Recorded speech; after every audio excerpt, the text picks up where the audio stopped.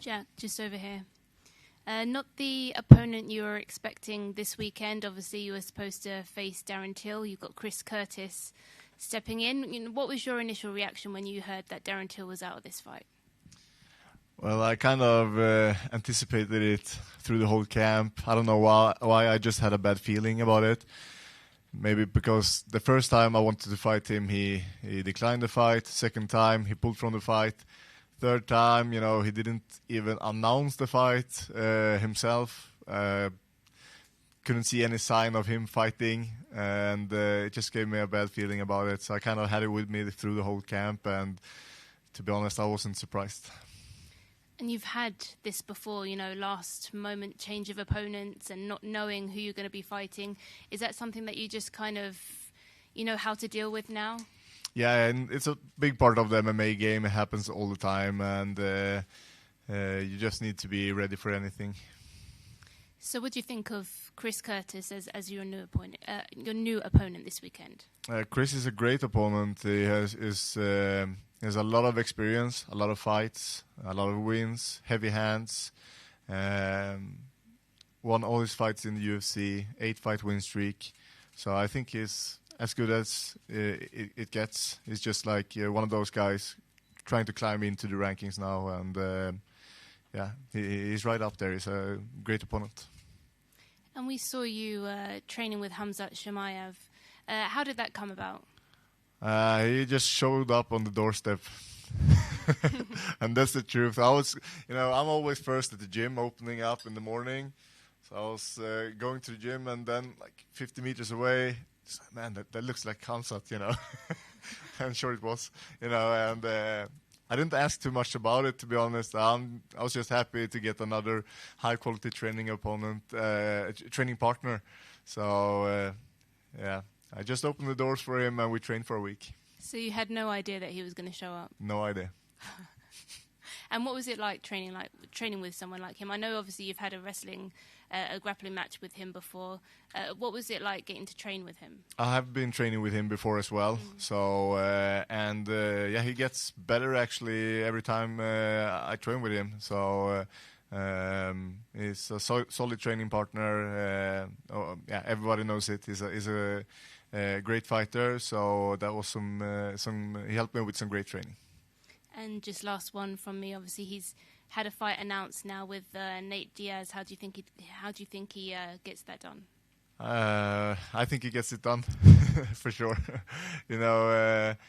I really respect Nate and everything he has done, but I feel like he's getting thrown to the wolf now, literally. Thank you, Jack. Hi. Was there ever any consideration to not taking the fight with Chris, given that it's short notice? You mentioned he's on a good win streak, but he's unranked, so the upside for you is pretty small. Whereas if you were fighting a big name in the division like Darren, obviously there's much more upside for you. So was there ever a consideration for maybe not taking this fight and holding back and seeing if you can get a bigger fight further down the line? Not really, but immediately when Darren pulled, obviously I asked the UFC for a ranked opponent and checked out who is available. They didn't have a ranked opponent for me, so they said we have Chris Curtis, and I said yes, because too much preparations, too much training. I really need to use that for something and to stay active and to fight. So when there was no other options, I accepted the fight. Break down how different Chris is as an opponent compared to Darren, and how you need to sort of just change your approach to the fight in order to deal with him. Yeah, I feel like Darren is more of a sharpshooter, Both are southpaw, so that's good, all the preparations going into that. Darren has better straight punches, and Chris has better hooks and great body shots, and a different boxing style, even though both of them do a lot of boxing. So, they have some similarities, but some differences as well. Darren has, he's a little bit taller, and so there's a few things, but I feel like I know how to handle both styles. I think you've alternated wins and losses over the last 6. But the middleweight division is absolutely wide open right now, and I know they're looking for challenges to take on Izzy at the top of the division. Obviously, it looks like Alex Pereira will be next.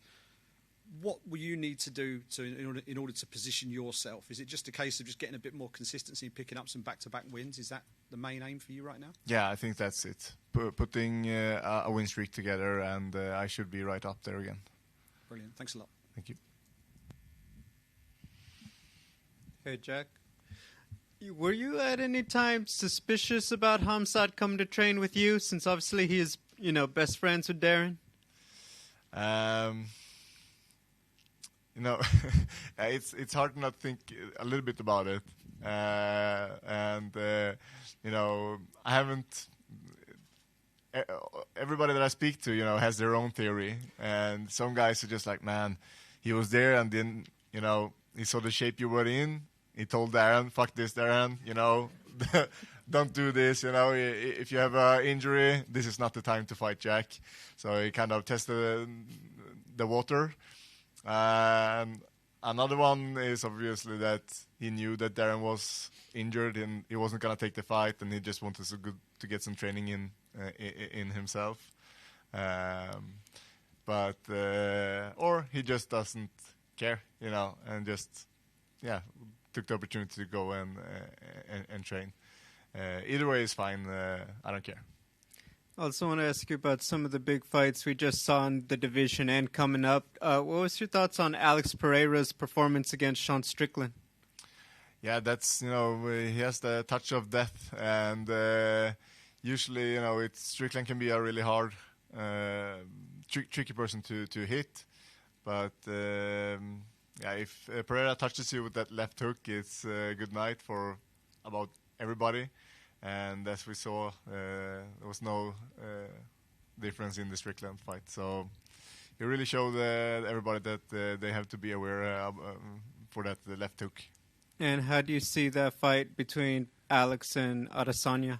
I feel like Adesanya has a better style suited to MMA, and I think it's going to be hard for Pereira with the distance, the footwork, and the small gloves and everything like that.